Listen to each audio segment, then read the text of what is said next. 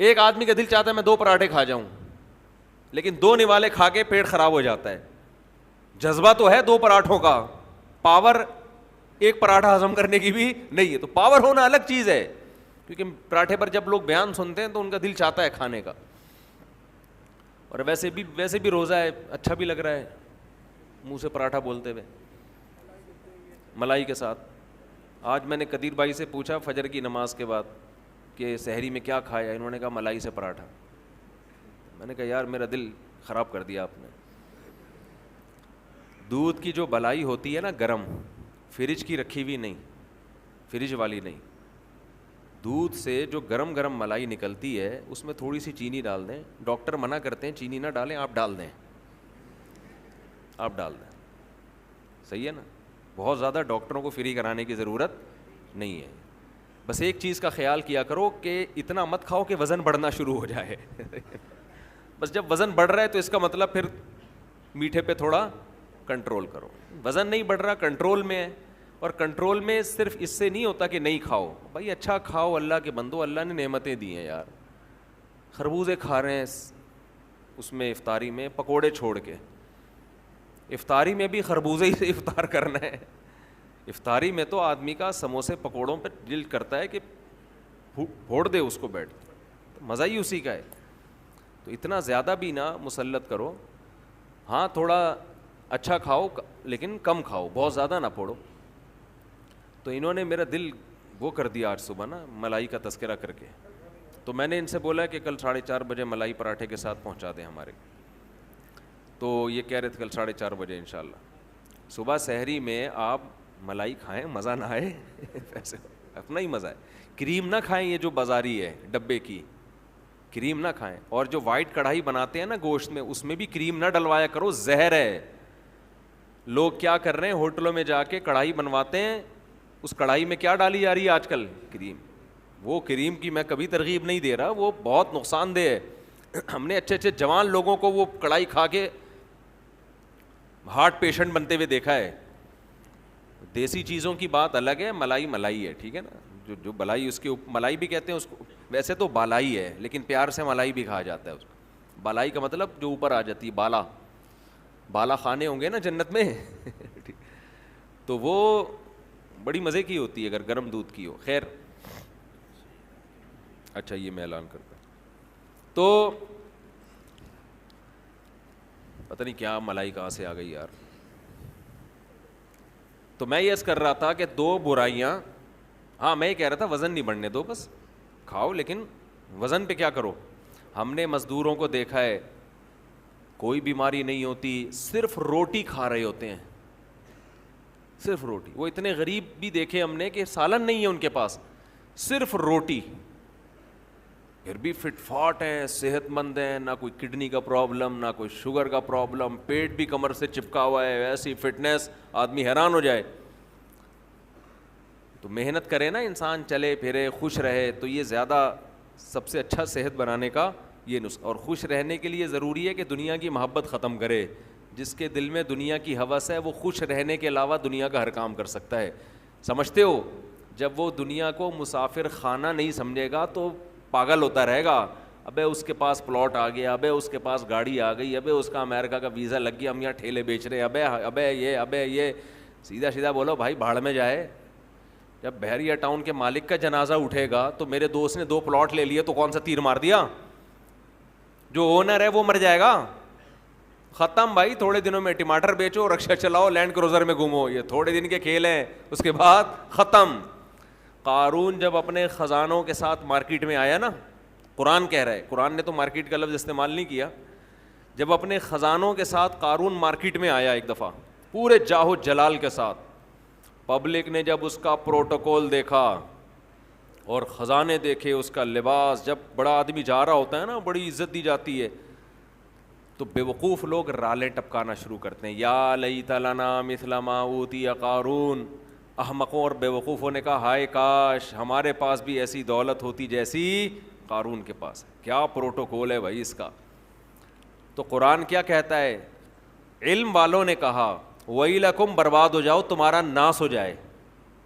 جب انسان بہت ہی الٹی بات کرتا ہے تو آدمی کہتا ہے تیرا ناس ہو, تو برباد ہو جائے کہ بیکار باتیں کر رہا ہے بیٹھ کے. کیا کہنے لگے؟ ویلکم، تباہ ہو جاؤ. یہ ویلکم نہیں ہے، کیونکہ ایک جگہ کہیں ہم عربی گرامر پڑھ رہے تھے تو پرانے زمانے میں جب متحدہ حقیقی بنی تھی نا، وہ 90s کی بات ہے، تو ایک جگہ لکھا تھا ویلکم آفاق احمد. تو ہم عربی گرامر پڑھ رہے تھے، میں اس کو پڑھ رہا ہوں ویلکم آفاق احمد. اب ویلکم کا معنی تو بددعا ہے کہ تم تباہ ہو جاؤ. تو میں حیران ہوں کہ انہوں نے اپنے قائد کو گالی کیوں دی ہوئی ہے. میں وہاں کھڑا ہوا سوچ رہا ہوں کہ اپنا قائد بھی متحدہ حقیقی بنی تھی نا، تو وہ قائد بھی مانتے ہو آفاق احمد کو، اور تم کہہ رہے ہو اور گالی بھی دے رہے ہو تم تباہ ہو جاؤ. پھر کسی نے بتایا بھائی یہ ویلکم نہیں ہے، یہ ویلکم ہے. تو پھر ایک عربی ان دنوں میں آئے ہوئے تھے، وہ کہنے لگے لی سبیلی ہی چوک کدھر ہے. لسبیلا چوک کو کہہ رہے تھے لی سبیلی ہی چوک. وہ کہہ رہے تھے یہ لی سبیلی ہی چوک کدھر ہے. تو عرب اس طرح کی غلطیاں بھی کر رہے ہوتے ہیں. تو خیر، تو قارون کے خزانوں کو دیکھ کر بے وقوف لوگ کیا کہنے لگے؟ یا لیت لنا، ہائے ہائے ہائے، کاش ہمارے پاس بھی ایسا جاہو جلال ہو، ایسی گاڑیاں، ایسی سواریاں ہوتی. تو اللہ فرماتے ہیں جو علم والے لوگ تھے انہوں نے کیا کہا؟ ویلکم، تمہارا ناس ہو، برباد ہو جاؤ تم، کیسی باتیں کر رہے ہو بے وقوفوں والی. ثواب اللہ خیرون، اللہ جو نیک عمل پہ بدلہ دے گا وہ اس سے کئی گنا بہتر ہے. تو کبھی تمہاری رالیں کسی نیک عمل کو دیکھ کے تو ٹپکی نہیں ہے کہ وہ روزے رکھ رہا ہے، وہ صدقہ کر رہا ہے تو رال ٹپکے یار کتنا کما رہا ہے. یہ ٹپک کس پہ رالیں رہی ہیں؟ جو عیاشی کر رہا ہے. تو یہ عیاشی تو تھوڑے دنوں میں ختم ہونے والی ہے. اور قارون اب مارکیٹ سے شارٹ ہو گیا کہ نہیں ہو گیا؟ کہاں گیا اس کا جاہو جلال؟ تو قبر بھی نہیں ملتی، قبر بھی نہیں ہے، زمین میں دھسا دیا اللہ نے، ایسا دھسایا حدیث میں آتا ہے قیامت تک دھستا ہی رہے گا. موسیٰ علیہ السلام نے اسے کہا زکوٰۃ دے، اللہ نے تجھ پر احسان کیا ہے، تو جیسے اللہ نے تجھے دولت دے کے احسان کیا تو اللہ کی مخلوق پہ احسان کر، تو بھی مخلوق پہ خوب خرچ کر. تو کہنے لگا یہ میرا کمال ہے جو میں نے پیسہ کمایا ہے، مائنڈ میرا کیا تھا. آج بعض مالدار لوگ کہہ رہے ہیں نا میرا مائنڈ، میری لک ہے اور میری، او بھائی آپ کا کچھ نہیں ہے. جس کے لیے اللہ رزق کے دروازے کھولنا چاہے کھول دیتا ہے. ہم نے بڑے بڑے فنٹر دیکھے ہیں، وہ بیچارے ٹماٹر ہی بیچتے رہتے ہیں ساری زندگی، حالانکہ مائنڈ ان کا بہت ہوتا ہے. اور بڑے بڑے بے وقوف لوگ دیکھیں جن کے پاس نوٹ گننے کی فرصت نہیں ہے. تبھی امام شافعی نے کہا ہے نا، ایک شعر امام شافعی کی طرف منسوب ہے واللہ عالم، کہ اگر عقل کی بیس پر لوگوں کے پاس پیسہ آتا تو غریب تو بیچارے بھوکے مر جاتے. نہیں سوری، بے وقوف بیچارے بھوکے مر جاتے اگر عقل کی بیس پہ پیسہ ملتا. تو میں اکثر اس پہ ایک واقعہ بھی سناتا ہوں، میں جلدی سنا کے آگے چلتے ہیں. ایک مالدار آدمی، ہمارے حضرت یہ واقعہ سنائے کرتے تھے پرانے زمانے کا. ایک بہت مالدار آدمی تھا، غریب تھا، سوری ایک بڑا عقل مند آدمی تھا غریب. مجھے بھی روزہ لگ رہا ہے آج نا. ایک بڑا عقل مند آدمی تھا مگر تھا کیا؟ غریب. اکثر ایسا ہی ہوتا ہے عقل مندوں کے پاس پیسہ نہیں ہوتا. لیکن یہ قاعدہ کلیہ نہیں ہے. مالدار بولیں گے مفتی صاحب ہمیں بیوقوف کہہ رہے ہیں. تو اس نے دیکھا کہ ایک آدمی بڑا مالدار تجارت کا سامان لے کے جا رہا ہے، بے وقوف اتنا ہے کہ اونٹ کے ایک طرف چاول کی یا جو بھی امپورٹ کر رہا ہوگا جو بھی چیز، اس کی بوریاں لادی ہوئی ہیں، اور بیلنس برابر کرنے کے لیے اونٹ کے دوسرے طرف ریت کے بورے رکھے ہوئے ہیں تاکہ بیلنس کیا ہو جائے. 10 بوریاں چاول کی یہاں ہیں تو وزن برابر کرنے کے لیے 10 بوریاں ریت کی ادھر. اس امیر آدمی نے لفٹ مانگی اس غریب سے، وہی نا روزہ لگ رہا ہے. اس عقل مند آدمی نے لفٹ مانگی اس بے وقوف سے، کیونکہ یہ عقل مند غریب تھا. تو اس بے وقوف نے اس کو لفٹ دے دی کہ چل تو میرے ساتھ اونٹ پہ بیٹھ جا. اب اس عقل مند نے اس بے وقوف مالدار سے پوچھا کہ یہ ان بوریوں میں کیا ہے جو رائٹ سائڈ پہ. اس نے کہا بھائی چاول ہے یا آٹا ہے یا جو بھی تھا. کہا یہ لیفٹ پہ کیا ہے؟ اس نے کہا یہ ریت ہے. تو کہا تو ریت کا بزنس کرتا ہے؟ کہہ رہا نہیں، یہ بیلنس برابر کرنے کے لیے. اس عقل مند نے اس سے کہا کہ ابے بے وقوف آدمی، 10 بوریاں اگر یہاں ہیں تو 5 بوریاں ادھر کر دے، اس سے بیلنس کیا ہو جائے گا؟ اونٹ پہ تو نے بلا وجہ کا ڈبل لوڈ ڈالا ہوا ہے، اور یہ 10 بوریاں بھرنے میں کتنا ٹائم لگا ہوگا. تو بے وقوف آدمی تو یہ کر لے نا کہ 5 یہاں کر دے اور 5 وہاں کر دے. اس نے کہا یار یہ تو بڑی لاجک کی بات کی ہے اس نے. نیچے اترا، اپنے مزدور کو جو بھی ہوگا اس کے ساتھ، اس کو بولا بھائی بوریاں ہٹا، 5 چاول کی بوریاں یہاں کر دے اور 5 یہاں. اونٹ کی سپیڈ بھی تیز ہو گئی اور اونٹ کو بھی سکون کا سانس آیا، بڑا خوش.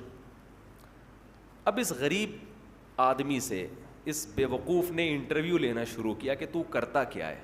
اس کا خیال تھا کہ یہ تو ارب پتی ہوگا جو اتنا عقل مند ہے، جس نے مجھے اتنے اچھے مشورے دیے. یہ خود کیا ہوگا؟ یعنی جب میرے جیسے بے وقوف کے پاس اتنا پیسہ ہے تو اس عقل مند کے پاس تو اس کی تو ملیں چلتی ہوں گی نا. تو اس سے پوچھا تو کرتا کیا ہے؟ اس نے کہا یار میں تو غریب آدمی ہوں، جس کام میں ہاتھ ڈالوں برباد. میرے پاس تو سواری بھی نہیں ہے، تبھی تو میں نے تجھ سے لفٹ مانگی ہے.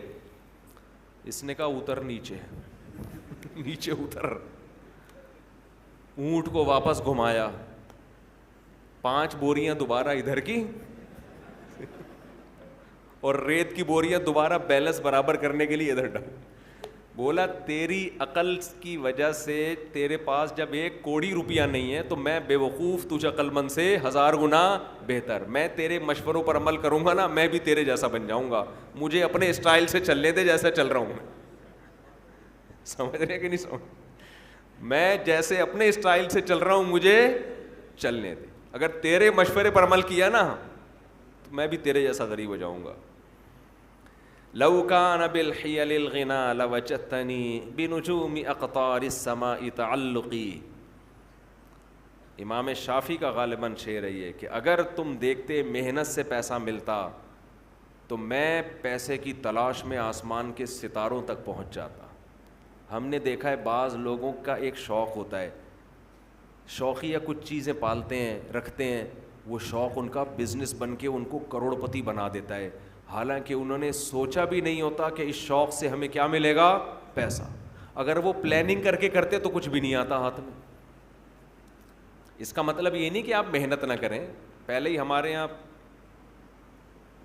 پوستی پن چل رہا ہے، اٹھتے نہیں ہیں، 12-1 بجے اٹھتے ہیں، ایک دکان پہ نہیں بیٹھتے. محنت تو کرنی ہے لیکن ملے گا اتنا جتنا اللہ نے